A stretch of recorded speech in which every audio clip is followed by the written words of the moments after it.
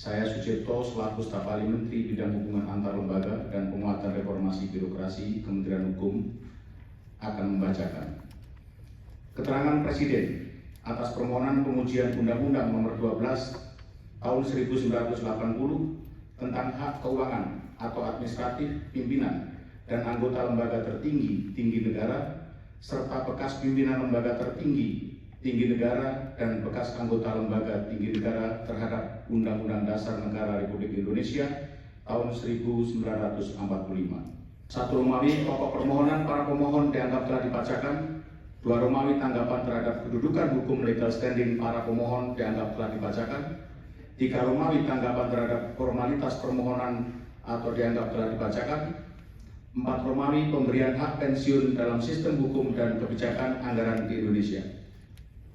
1. Fondasi konstitusional dan filosofis hak pensiun DPR. A.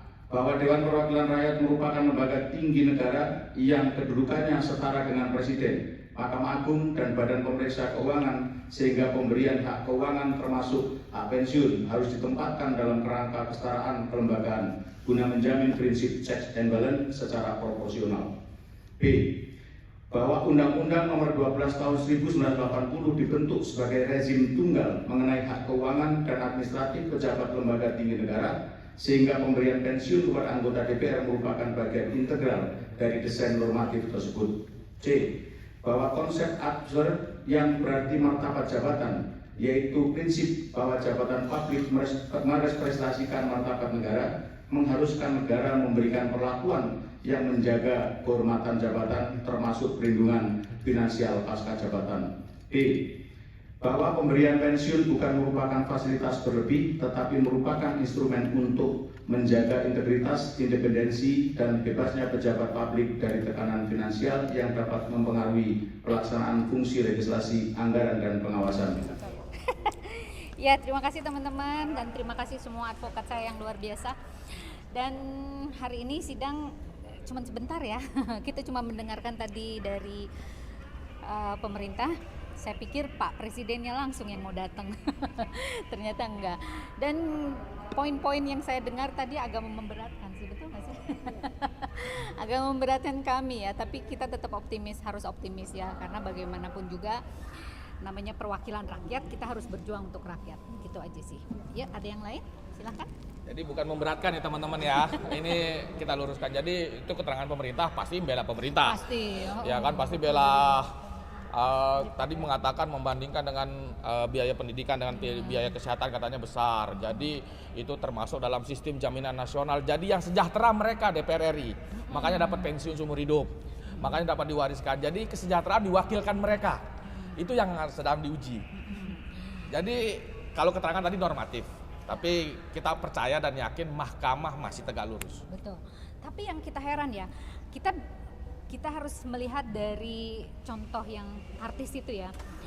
Artis apabila dia sudah di situ, apakah dia masih juga menjalankan profesi sebagai artisnya, nyanyi, konser dan sebagainya? Dia tetap loh melakukan itu. Kok bisa dia mendapatkan pensiun seumur hidup gitu, tanpa harus melihat dedikasi dia sebagai seperti siapa, Mbak? Ahmad Dhani ya? Ahmad Dhani tentu. Dia ngapain Mulan aja? Jamela. Mulan Apalagi Jamela. kayak kemarin yang pakai rompi anti peluru ya? Nah, anti peluru segala macam. Apalagi yang bawa beras ya? Apakah itu mencerminkan sebagai seorang DPR yang harus kita bela dan DPR harus kita RI ya, berikan? bawa beras dapat pensiun seumur hidup, ya kan? Pertanyaannya, apabila dia sudah duduk di situ, harusnya dia konsentrasi untuk masyarakat dong. Tidak hanya untuk sibuk ngomentarin soal konser lah, syuting lah dan sebagainya. Pertanyaannya saya itu aja, simpel aja. Kalau mereka betul-betul dicabut atributnya, mungkin kita juga mikir 1000 kali juga untuk mempertahankan itu. Tapi tidak, tetap saya akan berdiri untuk masyarakat, untuk rakyat kita. Karena masih banyak sekali rakyat yang menderita hal ini. Demi kesehatan mental saya akan terus bersuara. Berarti gara-gara DPR RI sakit jiwa semua ya. Itu dia. Bencana pakai rompi anti peluru, pura-pura bawa beras depan kamera, terus ada anaknya lagi yang yang pura-pura depan kamera bersihin ngepel-ngepel. Jadi ya itu kan? apa? Pencitraan gitu ya. Hebat ya. Gitu ya teman-teman. Ada lagi yang dipertanyakan, kita mau sidang lagi. Ini juga banyak banget masyarakat yang dukung atau netizen terkait penghapusan sumber seumur hidup untuk Ya. pimpinan DPR. Gimana sih mungkin Bang mendengar? Banyak Ya sekali kita akan mengajukan saksi itu ada 60, tapi yang boleh dihadirkan secara offline hanya 2. Jadi sisanya keterangan 58 tertulis. Dan ahli ada yang mengajukan sampai 10 orang tapi hadir offline 2. Jadi saya tadi sesuai PMK Peraturan Mahkamah Konstitusi jadi hanya 2 offline, sisanya tertulis. Bang, saksi itu siapa Bang? Ya? 2 saksi itu siapa aja? 2 saksi itu ada nanti nama-namanya. Nanti nama-nama yang dikenal kok, masyarakat juga. Bang, mungkin terkait hal ini setelah pembacaan itu kenapa tidak ada instruksi atau Oh enggak boleh, itu peraturan Mahkamah Konstitusi itu hukum acaranya. Kalau kami para pemohon semua enggak pakai toga, disuruh pakai toga, beda kayak rekan kita yang kemarin pakai toga disuruh lepas. Itu ya bedanya. Siapa ya? Bedanya yang mengerti tentang tata cara beracara di peraturan Mahkamah Konstitusi, ya. Balita mungkin kemarin kan sempat bilang kalau misalkan Dani dan Mula itu kurang kompeten menurut Balita. Nah ternyata kalau Mula itu lagi tesis S2, mungkin ada tanggapan dari Balita mengenai hal itu? Yang Tesis. benar, yang benar. Ini yang mana Aku lagi dulu sidang nih? ya teman-teman, nanti Yang mana saya nih? wawancara ya, aku lagi sidang ya. Ya. apa terkait Ahmad Dhani? Ahmad Dhani minggu depan akan di sidang MKD ya. Nanti kami sampaikan jadwalnya. Chris lanjut. Ya, gimana mungkin Balita Oke. mengenai Mulan yang sedang tesis S2? Ya kita lihat dulu aja dia apakah benar dari tahapan yang semestinya atau loncat terbang. Kita lihat dong. Kan di situ ada fasilitas negara kan di situ ya, dalam tanda kutip loh ya. Karena yang diakui juga ke saya juga banyak yang ngomong kayak begitu, masalahnya yang saya ditawarin juga, makanya saya bisa ngomong gitu. Udahlah, gampang lah, bla bla bla bla. Jangan salah loh ya. Jadi ini melalui jalur yang benar atau tidak? Nah, kita liatin. Artinya patut Mau dicurigai? langsung S3 juga bisa. Kenapa sih susah amat katanya gitu. Patut Ya nggak dicurigai mungkin Balita? Iya patut dicurigai karena kan banyak sedangkan hakim MK aja dituduh ijazah palsu kan. Di tengah-tengah bubar masyarakat sekarang kan ya patut dicurigai. Mau dia S5, S bonbon, S teler juga silahkan ya.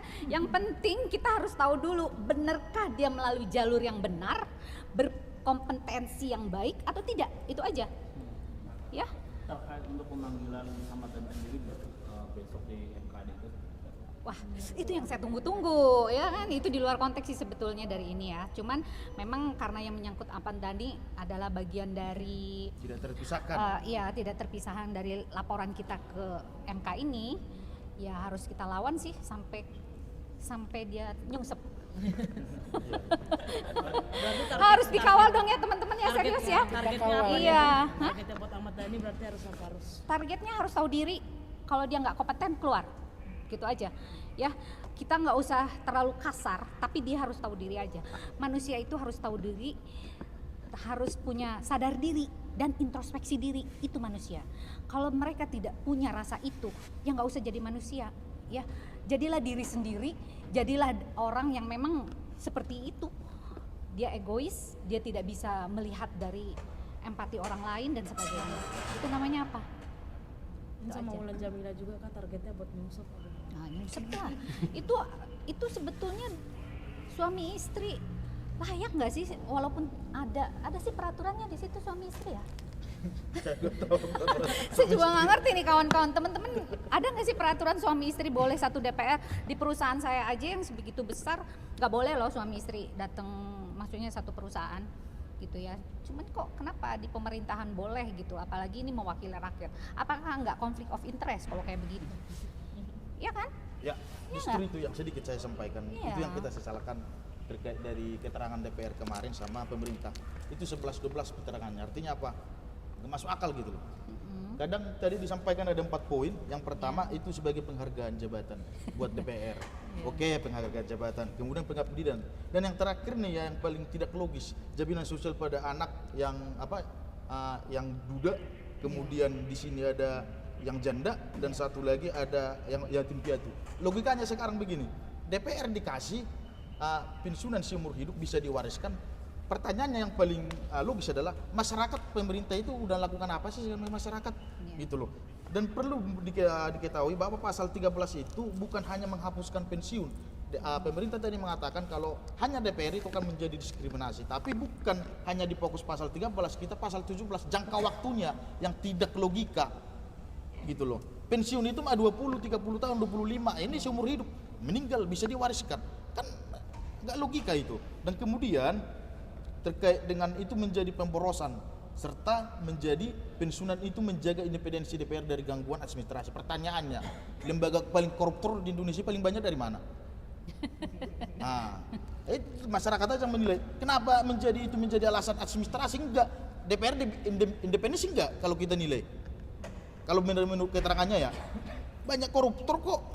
Gini, artinya apa? Usahakan dulu kepada masyarakat, baik itu jaminan sosial yang diberikan ke masyarakat melalui pemerintah, jangan hanya milik DPR mulu gitu loh. Artinya apa? Bukan diskriminasi dan bukan di permohonan kita bukan menjadi alternatif itu, bukan hanya menghapus dana pensiun tapi menghapus jangka panjangnya. Itu teman-teman. Itu sih yang paling ingin saya sampaikan untuk sidang hari ini.